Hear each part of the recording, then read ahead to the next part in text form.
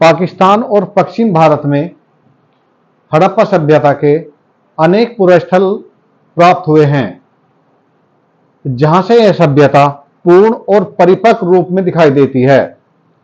विद्वानों को सभी स्थल इसके प्रौढ़ अवस्था के दिखाई देते हैं। तो प्रश्न ये उठता है कि इस सभ्यता के संस्थापक कौन थे, किन लोगों ने इस सभ्यता को बनाया। इसके प्रारंभिक चरण के बारे में या विकास के बारे में किसी भी स्थान से हमें जानकारी प्राप्त नहीं होती है। यह बात अनेक विद्वानों को लगातार उद्वेलित करती रही है। सिंधु सभ्यता के निर्माता कौन थे, वे कहां से आए थे। यदि इसके निर्माता बाहर से नहीं आए तो स्थानीय स्तर पर इस सभ्यता के आद्य या आरंभिक चरण क्यों नहीं दिखाई देते हैं, जबकि इस सभ्यता की समकालीन ईरान, इराक, क्रीट सभ्यता में इस तरह की संस्कृति दिखाई देती है जो विभिन्न स्तर दर्शाती है। तो इस बात को लेकर विद्वानों में एक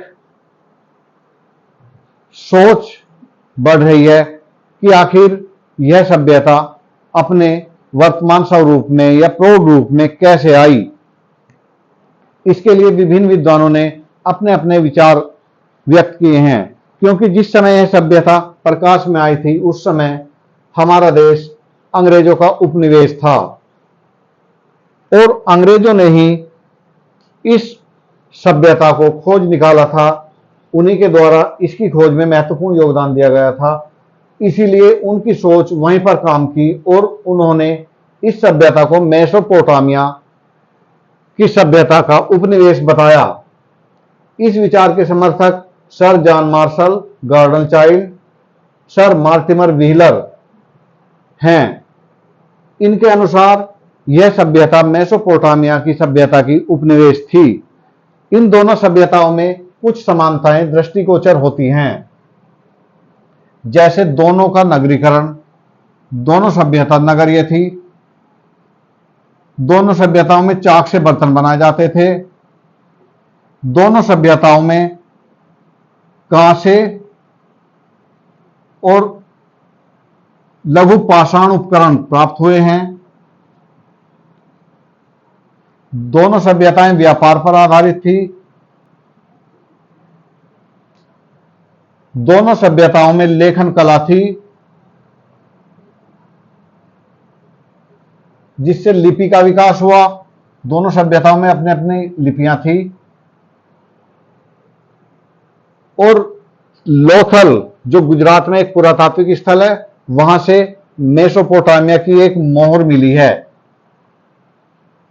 तो इस बात से यह अनुमान लगाया जाता है कि इनमें समानताएं थी और ईंटों के मकान बनाए गए थे। पक्की ईंटें मकानों में प्रयोग की गई थी। परंतु जब हम इन चीजों को सत्यता की दृष्टि से देखते हैं तो ये बातें सही सिद्ध नहीं होती हैं।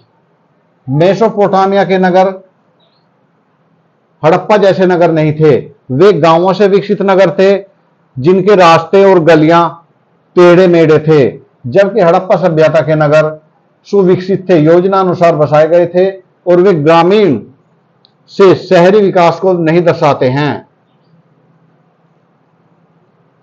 इसके अलावा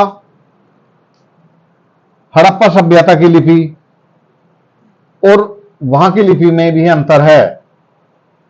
हड़प्पा में जो लिपि है उसमें 400 अक्षर हैं और मेसोपोटामिया की लिपि में 900 अक्षर पाए जाते हैं, जो दोनों में अंतर दिखाते हैं। इसके अलावा भारत में बनाए गए बर्तन, मोहरे, मरण मूर्तियां वे हड़प्पा सभ्यता से मेल नहीं खाती हैं।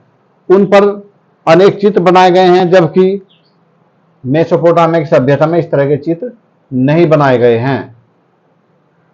तो इस तरह से इन दोनों सभ्यताओं में काफी असमानता है और इस आधार पर हम ये नहीं कह सकते कि ये सभ्यता दोनों एक दूसरे की ऋणी है या एक दूसरे से इन्होंने कुछ लिया था।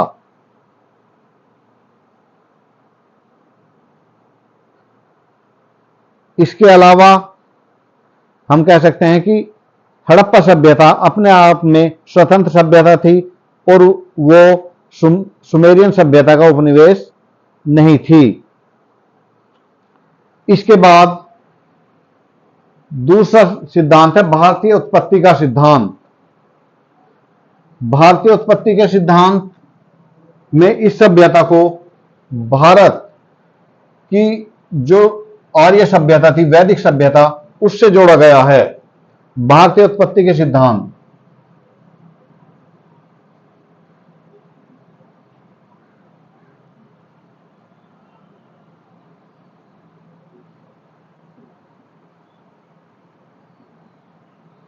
इस सिद्धांत के समर्थक विचारक टी.एन. रामचंद्रन, के.एन. शास्त्री और एस.आर. राव हैं। ये लोग हड़प्पा सभ्यता में पाई गई कुछ वस्तुओं व स्थानों से इसका संबंध वैदिक सभ्यता से जोड़ते हैं, जैसे कि लोथल और कालीबंगा।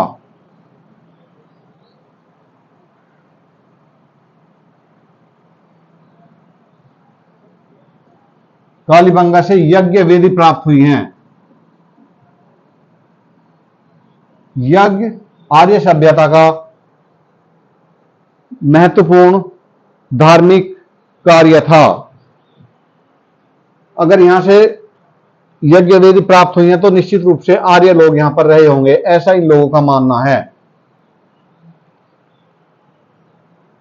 दूसरे, ऋग्वेद में पुर, अनेक स्थानों पर पुर का उल्लेख मिलता है, जो दुर्ग या किले के लिए किया गया है। हड़प्पा सभ्यता के नगर किले बंद थे, वहां पर दुर्ग बने हुए थे, इसीलिए ये विद्वान कहते हैं कि ये दुर्गीकृत नगरों का उल्लेख ही ऋग्वेद में पाया जाता है।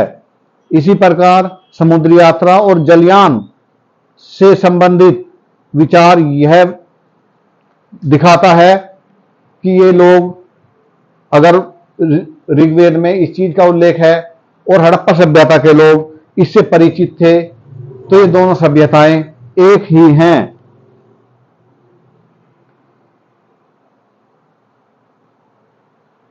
जब हम इन चीज को देखते हैं कि वास्तव में हड़प्पा सभ्यता आर्य सभ्यता की ऋणी थी या उससे संबद्ध थी, क्या क्या चीजें समानताएं और असमानताएं हैं, तो ये बात सही सिद्ध नहीं होती है। जैसे कि हम जानते हैं कि हड़प्पा सभ्यता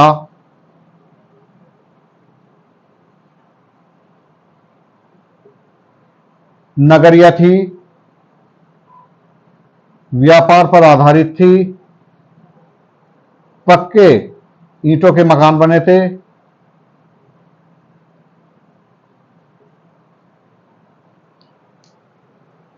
जबकि वैदिक सभ्यता ग्रामीण थी, कृषि पर आधारित थी और घास फूस की झोपड़ियां बनाई जाती थी, जो दोनों सभ्यताओं को बिल्कुल अलग सिद्ध करती है। इसके अलावा सैंधव सभ्यता पाषाण और कांसा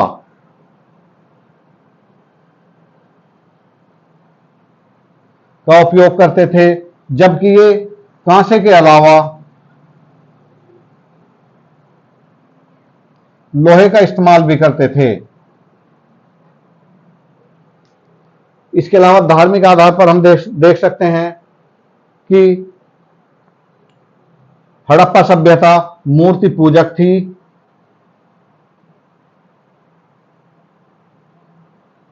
लिंग पूजक थी और मातृ देवी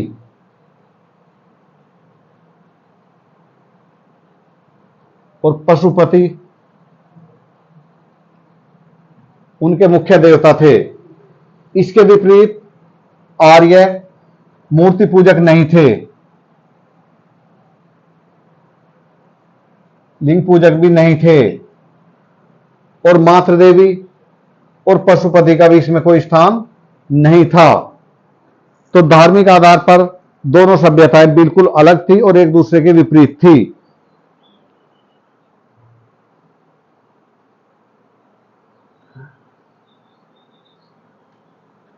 आर्य इंद्र, वरुण, मित्र आदि देवताओं के उपासक थे और यज्ञ द्वारा इसकी पूजा करते थे।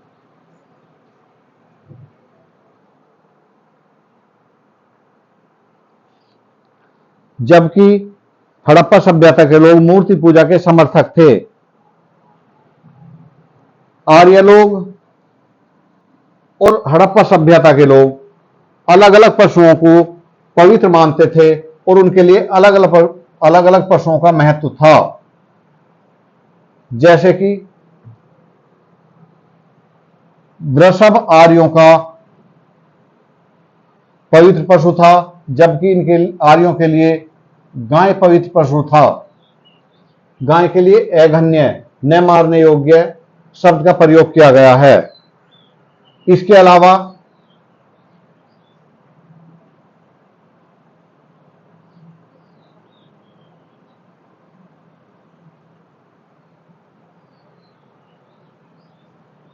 हड़प्पा सभ्यता की मोहरों पर हाथी और व्याघ्र के चित्र अक्सर देखने को मिलते हैं, जबकि वैदिक लोग इनसे अनजान थे। इसके अलावा इनके लिए घोड़ा एक लोकप्रिय पशु था, जो हड़प्पा सभ्यता में बहुत कम मिलता है। केवल 3 स्थानों पर इसका उल्लेख मिलता है, जो मैंने पहले बता दिया है। आर्य लोग मौखिक रूप से शिक्षा प्राप्त करते थे। मौखिक, लिखित इनके लिए कुछ नहीं था। जबकि हड़प्पा सभ्यता की एक लिपि थी, जिसमें 400 अक्षर थे। तो ये भी इनमें अंतर पैदा करता है। इतनी बातों की असमानता के होते हुए हम यह कभी नहीं कह सकते कि हड़प्पा सभ्यता आर्य सभ्यता वालों की थी या आर्यों ने ही हड़प्पा सभ्यता का निर्माण किया। इसके बाद कुछ विद्वानों का मत है कि हड़प्पा सभ्यता द्रविड़ भाषी लोगों की सभ्यता थी।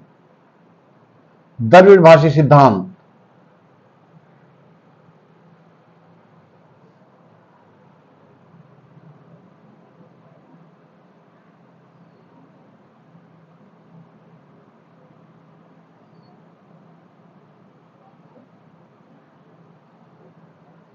इस सिद्धांत के प्रवर्तक सुनीति कुमार चौधरी थे। सुनीति कुमार बनर्जी।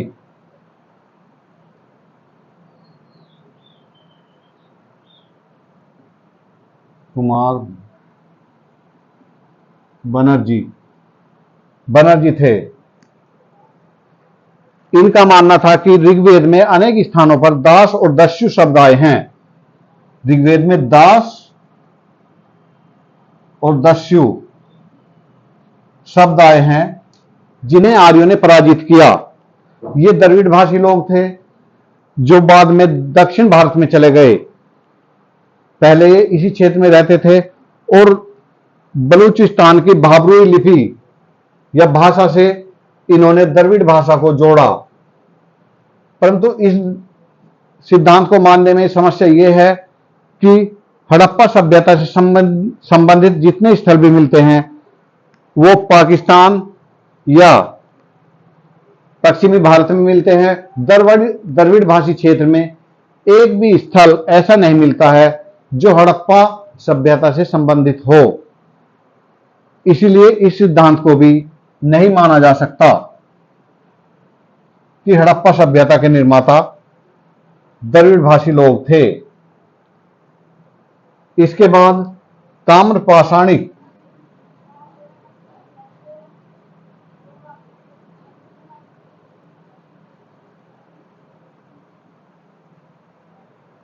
संस्कृति